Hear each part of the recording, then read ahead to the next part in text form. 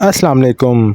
आपको हमारे YouTube channel पर बहुत बहुत खुश आमदीद। तो दोस्तों, आज के इस वीडियो में हम योगा के बारे में बात करेंगे। तो वीडियो शुरू करने से पहले अगर आप मेरे चैनल पर नए हैं तो चैनल को सब्सक्राइब कर दीजिए और बेल आइकन को भी प्रेस कर दीजिए ताकि आने वाली वीडियोस का नोटिफिकेशन आपको मिल सके।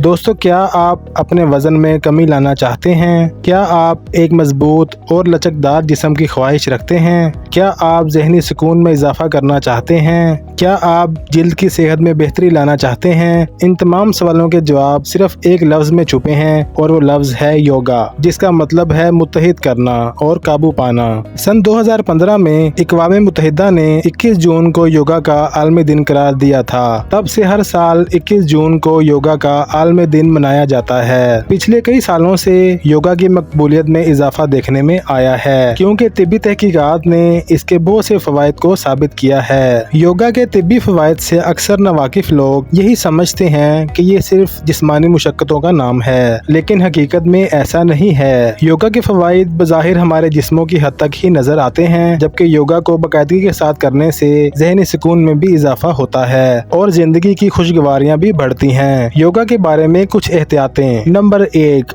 बेहतरीन माहौल। योगा को बाकायदगी के साथ शुरू करने से पहले इस बात को यकीनी बना लें कि जिस जगह योगा किया जा रहा है वो साफ सुथरी और हवादार जगह हो। योगा के दौरान मसहरी या चौकी के इस्तेमाल से सख्ती से मना किया जाता है, क्योंकि इन चीजों के इस्तेमाल से तवज्जो मरकूज करने में मुश्किल पेश आ सकती है और जिस्म को अच्छी पोजीशंस में भी नहीं लाया जा सकता। योगा को हमवार और सख्त जगह पर कालीन या चादर बिछाकर किया जाता है। योगा शुरू करने से पहले ये बात भी यकीनी बनाना जरूरी है कि इर्द गिर्द का माहौल पुरसुकून हो और शोरगुल ना हो। नंबर 2, कपड़ों का चुनाव। योगा के दौरान कोशिश करें कि भारी और गर्म कपड़े ना पहने, क्योंकि ऐसे कपड़े पहनने की वजह से योगा करने में मुश्किलात का सामना करना पड़ सकता है। अलबत्ता सर्दी के मौसम में या सर्द इलाकों में रहने वाले लोग सर्दी से महफूज रहने के लिए हल्के गर्म कपड़े इस्तेमाल कर सकते हैं। नंबर 3, खाली पेट। योगा समेत तमाम वर्जिशें खाली पेट करने की वजह से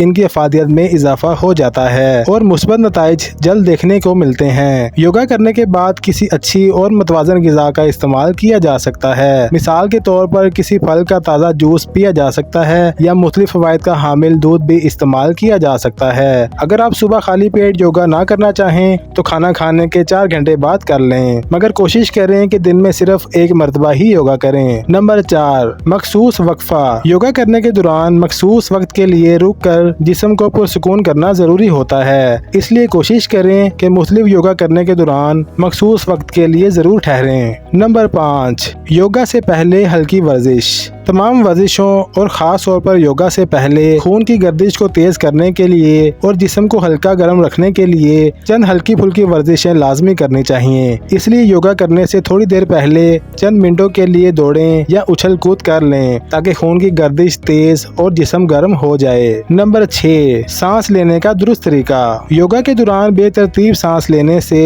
इसकी अफादियत में कमी आ सकती है, इसलिए योगा के दौरान जिस्म को ढीला छोड़ दें और जितनी हद तक मुमकिन हो नाक के जरिए सांस फेफड़ों में जमा करें और मुंह के जरिए सारा सांस बाहर निकालें। सांस लेने का तरीका योगा में बहुत अहम समझा जाता है। इस तरह सांस लेने की वजह से जिस्म का खून नॉर्मल रहता है और सुबह के वक्त योगा के दौरान गहरे सांस लेने से खून पतला होता है, जो इंसान को हाई ब्लड प्रेशर जैसी बीमारियों से महफूज रखता है। दोस्तों, योगा शुरू करने से पहले इन एहतियाती तदाबीर पर अमल पैरा होकर इसकी अफादियत में इजाफा किया जा सकता है। इसके साथ साथ योगा से मंदरजा झैल फवाइद हासिल किए जा सकते हैं। योगा के तिब्बी फवाइद। योगा की मदद से ये 5 फवाइद हासिल किए जा सकते हैं। नंबर 1, वजन में कमी। हर रोज योगा की कुछ मशकें करने की वजह से हमारे अंदर ऐसी सलाहियत पैदा हो जाती है जिसकी मदद से हम अपनी ग़िज़ा के इंतखाब में मुहतात रवैया इख्तियार करते हैं और ऐसी ग़िज़ाओं का इंतखाब करते हैं जो मुतवाज़न होती हैं और जिनकी जिस्म को ज़रूरत होती है। ग़िज़ाओं में एहतियात का रवैया इख्तियार करने की वजह से